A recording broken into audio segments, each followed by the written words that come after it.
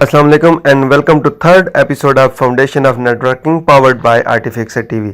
दोस्तों, last lecture के अंदर हमने बात की नेटवर्क केबलिंग की और नेटवर्क एड्रेसेस की, जिनके अंदर हमने मैक एड्रेस और आईपी एड्रेसेस की बात की। दोस्तों, एड्रेसेस नेटवर्क के अंदर बहुत इंपॉर्टेंट होते हैं, क्योंकि एड्रेसेस की बेस पे ही डिवाइसेस को पता चलता है कि उन्होंने कहाँ पे डेटा सेंड करना है।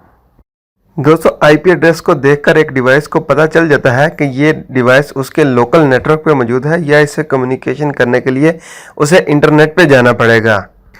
ये एक डिवाइस को किस तरह से पता चलता है, ये हम आगे जाके देखेंगे जब हम आईपी एड्रेसेस की डिफरेंट क्लासिफिकेशंस को देखेंगे कि कौन से आईपी एड्रेसेस जिनको हम लोकल एरिया नेटवर्क के अंदर यूज़ कर सकते हैं और कौन से ऐसे आईपी एड्रेसेस हैं जो कि इंटरनेट के ऊपर एक्सेस किए जा सकते हैं। आईपी यानी इंटरनेट प्रोटोकॉल हमें दो फ्लेवर्स में देखने को मिलता है, आईपी वर्जन 4 और आईपी वर्जन 6।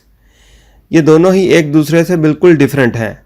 आईपी वर्जन 6 एक न्यू वर्जन है, लेकिन आईपी वर्जन 4 आज भी सबसे ज़्यादा यूज़ होने वाला इंटरनेट प्रोटोकॉल वर्जन है। आज के लेक्चर के अंदर हमारा फोकस आईपी वर्जन 4 पे होगा। आइए देखते हैं कि आईपी एड्रेस किस तरह से दिखाई देता है। आईपी वर्जन 4 में 4 नंबर्स लिखे होते हैं, जिनको डॉट की मदद से सेपरेट किया गया होता है। इनमें से हर एक नंबर को हम एक ऑक्टेट कहते हैं और हर एक ऑक्टेट के अंदर 8 बिट्स होती हैं। तो कुल मिला के एक आईपीवी वर्जन 4 ऑक्टेट पे मुश्तमिल होता है और इसकी टोटल लेंथ 32 बिट की होती है।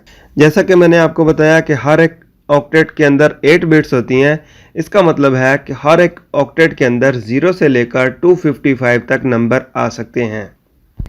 यानी कि हम कह सकते हैं कि IPv4 में एड्रेसेस की रेंज 0.0.0 से लेकर 255.255.255.255 तक हो सकती है।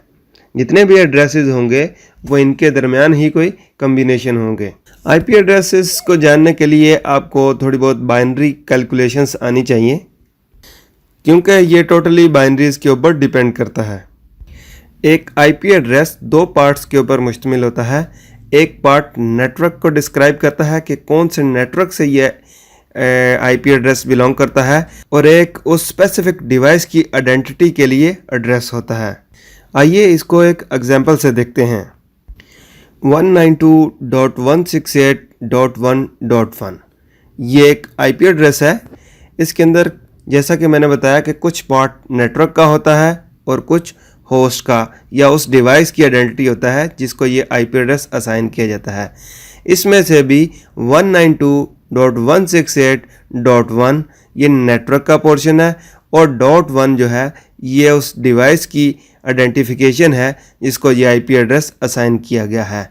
ये किस तरह से होता है, किस तरह से हम नेटवर्क का पोर्शन और डिवाइस की आइडेंटिटी अलग अलग पहचान सकते हैं और किस तरह से हम इसको डिज़ाइन करते हैं, ये हम आईपी एड्रेसिंग सबनेटिंग जब करेंगे तो उसके अंदर हम देखेंगे। एक और एग्जांपल लेते हैं, 192.168.1.20 ये भी सेम नेटवर्क का आईपी एड्रेस है।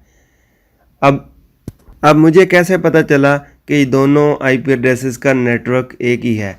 इसकी डिटेल जैसा कि मैंने बताया कि इसको हम सबनेटिंग के सेक्शन के अंदर डिटेल में देखेंगे, लेकिन अभी तक के लिए इतना जान लीजिए कि स्टार्ट के हमारे नंबर्स बिल्कुल एक जैसे मैच कर रहे हैं और आखिर वाला नंबर सिर्फ चेंज हो रहा है। जब हमारे पास दूसरी डिवाइस का नंबर डिफरेंट नेटवर्क से हो, यानी कि एक का नंबर हो 192.168.1.1 और दूसरे का हो 172.16.16.2, तो दोनों डिफरेंट नेटवर्क से बिलोंग करती हैं। इसलिए PC1 ने जब PC2 से कम्युनिकेट करना है तो वो अपनी ट्रैफिक राउटर को सेंड करेगा, राउटर फिर उसको दूसरे नेटवर्क से कनेक्ट करेगा। इस केस में दोनों कंप्यूटर्स डायरेक्टली सेम सेगमेंट के ऊपर नहीं है, इसलिए वो डायरेक्टली बात नहीं कर सकते। उनको दरम्यान में बात करने के लिए राउटर्स रिक्वायर्ड होगा। क्यों रिक्वायर्ड होता है?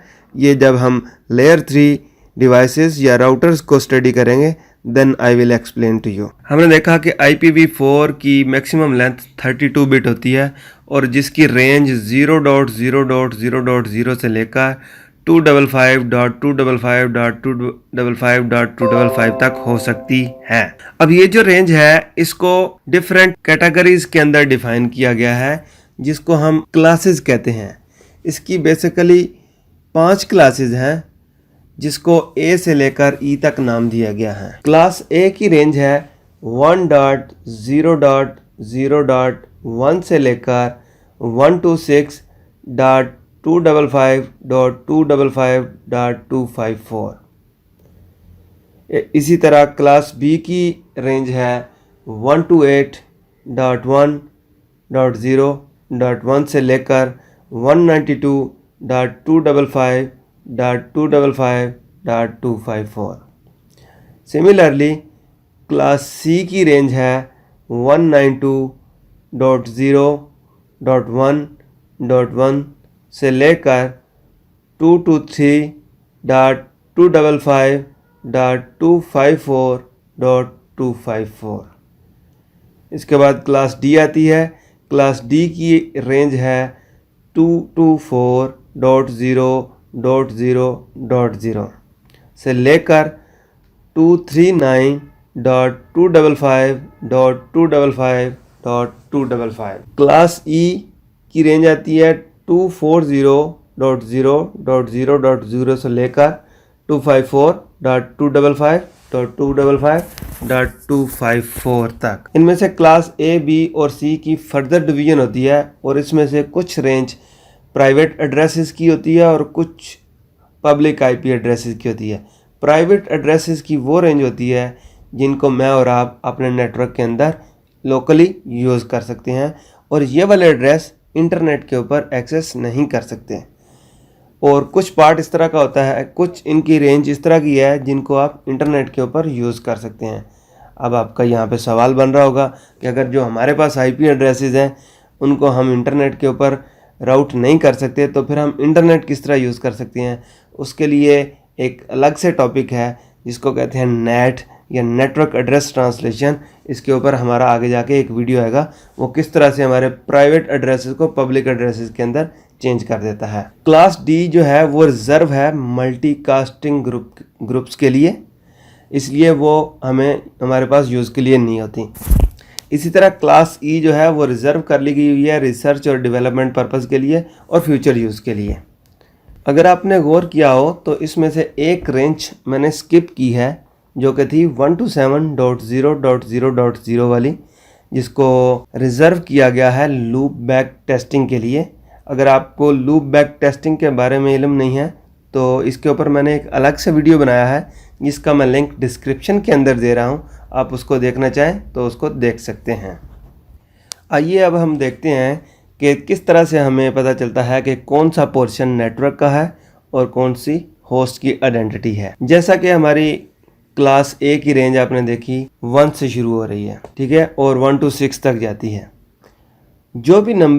जो भी आईपी एड्रेस जिसका फर्स्ट नंबर 1 से 26 के दरमियान होगा, by default class full network addressing के अंदर उसके अंदर पहला ऑक्टेट यानी कि फर्स्ट नंबर जो है वो अगर सेम होगा वो नेटवर्क का पोर्शन होता है, और बाकी तीनों ऑक्टेट जो हैं वो होस्ट के लिए होते हैं। यानी कि इसके अंदर अगर हमारे पास फर्स्ट ऑक्टेट सेम होगा, 1 होगा, 2 होगा, 3 होगा, 4 होगा, कुछ भी होगा, अगर दोनों एड्रेसेस का सेम होगा और क्लास फुल एड्रेसिंग है, क्लास फुल और क्लासलेस एड्रेसिंग, अभी आप इसके ऊपर ज़्यादा फोकस ना करें, ये सबनेटिंग का टॉपिक है, उसके अंदर मैं आपको इसके बारे में डिटेल में बताऊंगा, ठीक है। तो अगर फर्स्ट ऑक्टेट दोनों का सेम होगा मीन्स के दोनों ही सेम नेटवर्क से बिलोंग करते हैं। और दोस्तों अगर फर्स्ट ऑक्टेट 1 to 8 से स्टार्ट हो रहा हो, ठीक है, 1 to 8 से लेकर, तो ये क्लास बी कहलाती है। क्लास बी के अंदर जैसा कि मैंने बताया कि 2 ऑक्टेट होस्ट के होते हैं और 2 ही नेटवर्क के होते हैं। यानी कि पहले दोनों नेटवर्क के पोर्शन हैं और अगले दोनों होस्ट के हैं।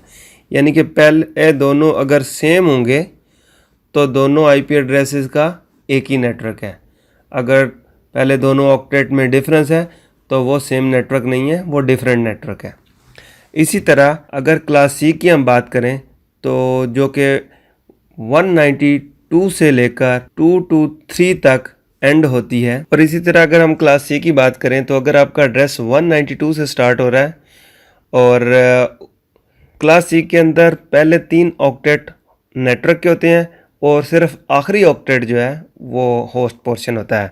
मीन्स के क्लास सी के अंदर अगर सेम नेटवर्क पे अगर कोई 2 कंप्यूटर्स या 2 डिवाइसेस होंगी तो उनका पहला, दूसरा और तीसरा ऑक्टेट बिल्कुल सेम होंगे और सिर्फ आखिरी ऑक्टेट ही चेंज होगा। ये तो थोड़ी सी थी आईपी एड्रेसेस की पहचान के किस तरह हमें आईपी एड्रेस को देख के पता चलता है कि ये सेम नेटवर्क से बिलोंग करते हैं या ये कोई 2 डिफरेंट नेटवर्क हैं। अभी तक के लिए इतना ही आईपी एड्रेस के बारे में जानना काफ़ी है। आगे चल के हम इसको मज़ीद एक्सप्लोर करेंगे और एडवांस लेवल पे इसको देखेंगे जब हम सबनेटिंग का टॉपिक देखते हैं।